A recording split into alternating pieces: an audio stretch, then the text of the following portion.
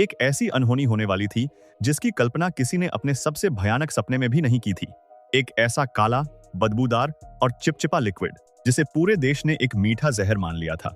इस जहर ने शुरुआत में ऐसी तबाही मचाई जिसके डर से पूरे देश की सांसें अटक गई थीं।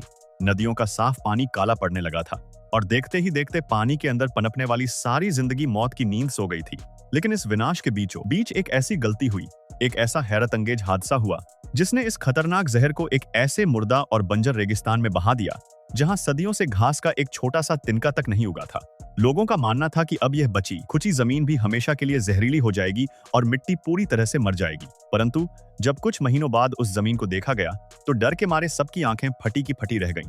जो जमीन सदियों से मौत की तरह शांत और बंजर थी, वहां अब जिंदगी पूरी ताकत से धड़क रही थी। उस जहर ने उस मुर्दा जमीन को एक बेहद उपजाऊ और हरे भरे खजाने में बदल दिया था। अपनी सीट बेल्ट बांध लीजिए, क्योंकि आगे आने वाला सच आपके दिमाग के सारे तार हिला देगा। लेकिन आगे बढ़ने से पहले हमारी आपसे एक छोटी सी रिक्वेस्ट की। अगर आप हमारे चैनल पर पहली बार आए तो प्लीज इसे सब्सक्राइब जरूर कर लीजिए और अगर वीडियो पसंद आए तो उसे लाइक करना मत भूलिएगा। एक महत्वाकांक्षी सपना जो एक भयानक संकट बन गया। हमारी इस रोंगटे खड़े कर देने वाली कहानी की शुरुआत होती है 1970 के दशक से। उस वक्त पूरी दुनिया में कच्चे तेल यानी क्रूड ऑयल का एक बहुत बड़ा और डरावना संकट छाया हुआ था। पेट्रोल और डीजल के दाम आग की तरह बढ़ रहे थे और ब्राजील जैसे देश की अर्थव्यवस्था मौत की कगार पर खड़ी थी। उन्हें समझ नहीं आ रहा था कि उनका देश अब आगे कैसे चलेगा।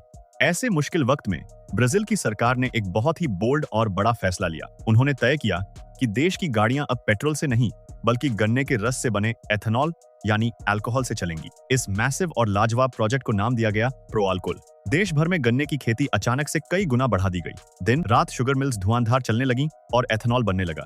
गाड़ियां एथेनॉल से चलने लगी और सबको लगने लगा कि ब्राजील ने दुनिया की सबसे बड़ी समस्या का हल निकाल लिया है। लेकिन इस उम्मीद और सफलता के पीछे एक बहुत बड़ा, काला और भयानक सच छिपा हुआ था। एक ऐसी अनहोनी पक रही थी जो जल्द ही पूरे देश को अपनी लपेट में लेने वाली थी। नदियों का कातिल विन्हासा एक नए दुश्मन का जन्म। एथेनॉल बनाना कोई आसान और साफ प्रोसेस नहीं था। उस समय किसी को इस बात का अंदाजा नहीं था कि हर एक लीटर एथेनॉल बनाने के साथ साथ करीब 10 से 15 लीटर एक गाढ़ा, बदबूदार, चिपचिपा और गहरे भूरे रंग का कचरा भी बाहर निकल रहा था। इस खौफनाक इंडस्ट्रियल कचरे को वहां की भाषा में विन्हसा यानी विनसे कहा जाता था। इस कचरे में बहुत भारी मात्रा में बची हुई चीनी, कॉम्प्लेक्स कार्बोहाइड्रेट्स और केमिकल्स थे। शुरू में फैक्ट्री वालों को समझ ही नहीं आया कि प्रतिदिन निकलने वाले इस करोड़ों लीटर कचरे का किया जाए। उन्होंने आसान रास्ता चुना और इस विनाशे को सीधे वहां की आम नदियों और नहरों में छोड़ना शुरू कर दिया। यह उनकी सबसे बड़ी और जानलेवा भूल साबित हुई।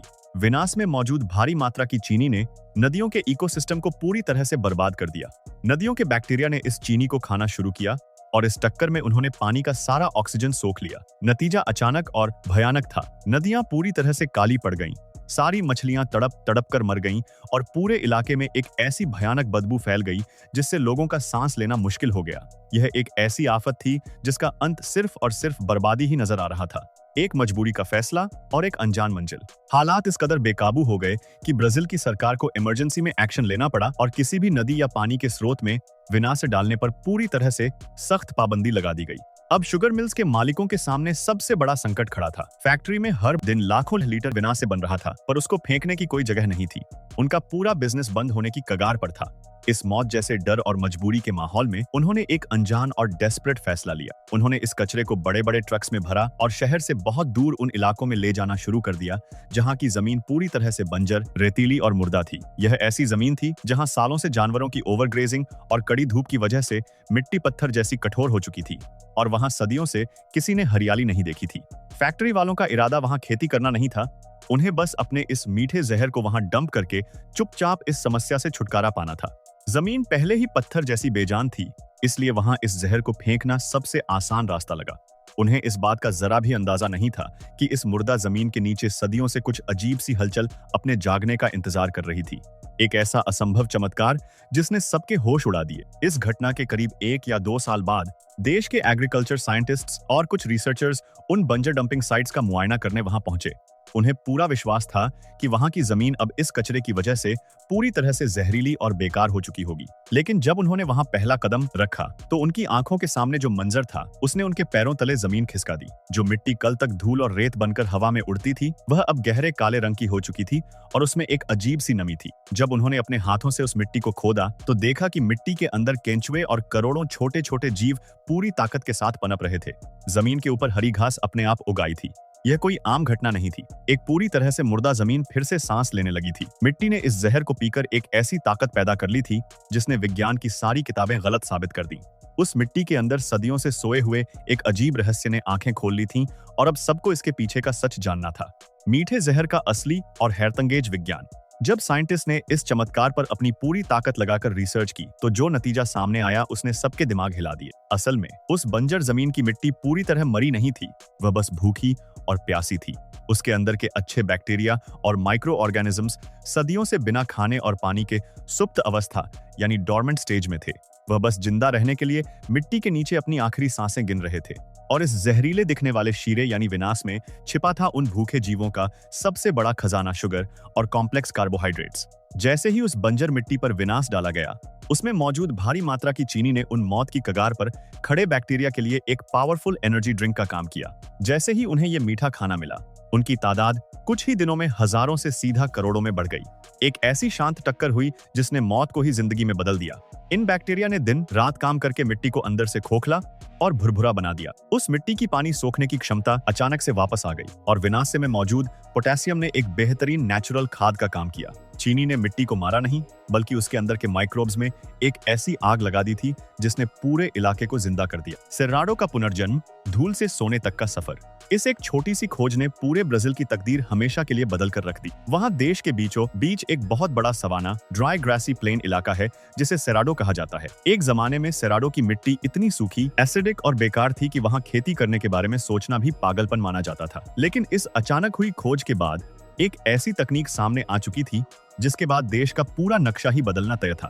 ब्राजील की गवर्नमेंट और बड़ी कृषि कंपनियों ने एक मैसिव प्रोसेस शुरू किया जिसे फर्टिगेशन नाम दिया गया। उन्होंने शुगर मिल्स से निकलने वाले इस विनाश को बड़े बड़े पंप्स, ट्रक्स और पाइप्स के जरिए सेराडो के उन बंजर इलाकों में छिड़कना शुरू किया। नतीजा यह निकला कि जो जमीन कल तक धूल फांक रही थी और किसी काम की नहीं थी वह इस काले अमृत के दम पर दुनिया का सबसे बड़ा खजाना उगलने लगी। आज वह सेराडो का इलाका दुनिया के सबसे बड़े और उपजाऊ एग्रीकल्चरल हब्स में गिना जाता है। जहां कल रेत उड़ती थी वहां आज गन्ने और सोयाबीन के ऐसे बड़े बड़े खेत लहलहा रहे हैं जिनकी बाउंड्री तक दिखाई नहीं देती। एक अनचाहे कचरे ने एक पूरे देश का ज्योग्राफी बदल कर रख दिया था और दुनिया सिर्फ देखती रह गई। एक छुपा हुआ रहस्य, हमारी अपनी मिट्टी का चमत्कार। यह पूरी विदेशी कहानी सुनकर शायद लग रहा हो कि यह सिर्फ किसी बाहरी आधुनिक साइंस का कमाल है और वहां के साइंटिस्ट ने दुनिया को एक अनोखी चीज सिखाई है। लेकिन सच्चाई इससे भी ज्यादा हैरान करने वाली है और यह सच हमारे आसपास ही छिपा हुआ है। जो बात विदेशी साइंटिस्ट ने एक हादसे से इतने सालों बाद सीखी, वही रहस्य हमारे देश की मिट्टी में हजारों सालों से बिना किसी शोर के अपना चमत्कार दिखा रहा है। हमारे देश में आज भी ऐसी बहुत सी जगह हैं जहां किसान पूरी तरह से प्राकृतिक खेती करते हैं, जिसे आधुनिक भाषा में नेचुरल फार्मिंग कहा जाता है। इस तकनीक में किसान मिट्टी को जिंदा करने के लिए एक बेहद खास मिश्रण बनाते हैं। इस मिश्रण में गोमूत्र, गोबर और मिट्टी के साथ एक बहुत ही जरूरी और रहस्यमयी चीज मिलाई जाती है और वह है गुड़ यानी जैगरी। खेती में मिट्टी के अंदर गुड़ का इस्तेमाल किसी फसल को मीठा करने के लिए नहीं किया जाता, बल्कि हमारे देश के किसान सदियों से इस परंपरा को इसलिए मानते आए हैं क्योंकि उन्हें यह गहरा रहस्य पता था कि मिट्टी के अंदर जो लाखों अच्छे बैक्टीरिया होते हैं उनका सबसे पसंदीदा और ताकतवर खाना चीनी या गुड़ ही होता है। जब बंजर, बेजान या केमिकल फर्टिलाइजर से पूरी तरह जल चुकी जमीन में इस गुड़ के घोल को डाला जाता है तो मिट्टी के वह सुप्त बैक्टीरिया अचानक से एक्टिवेट हो जाते हैं।